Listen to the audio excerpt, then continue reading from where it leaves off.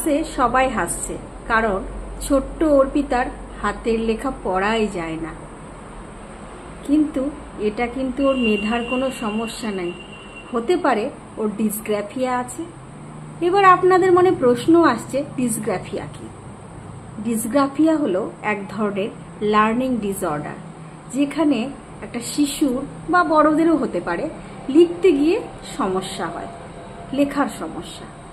তারা নোট লিখতে ভয় পায়, তাদের হাতের লেখা অস্পষ্ট হয়, এমনকি তারা সব কিছু জানা সত্ত্বেও খাতায় ফুটিয়ে তুলতে তাদের কষ্ট হয়। আবার অনেক সময় হয় কি, হাতের গ্রিপটা ঠিকঠাক হয় না, সেই জন্য এদের লিখতে গিয়ে সমস্যা হয়। আবার অনেক ক্ষেত্রে দেখা যায় বডি ব্যালেন্স করতে পারে না বলে হাতের লেখা খারাপ হয়, মানে এরা লিখতে গিয়েই ভয় পায়।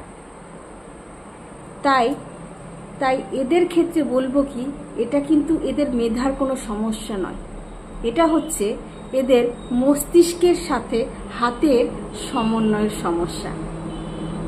তাই কখনো ভুল ভাববেন না, এদেরকে একটু যত্ন সহকারে পড়াবেন, নিষ্ঠা সহকারে ভালোবাসবেন, আর একটু যদি কাউন্সিলিং দরকার হয় অবশ্যই কাউন্সিলিং করাবেন, কারণ এদের হাতের গ্রিপটা ঠিক হলেই এবং একটু সহানুভূতি আর ধৈর্য নিয়ে পড়াবেন, তাহলে দেখবেন এরা খুব ভালো করবে।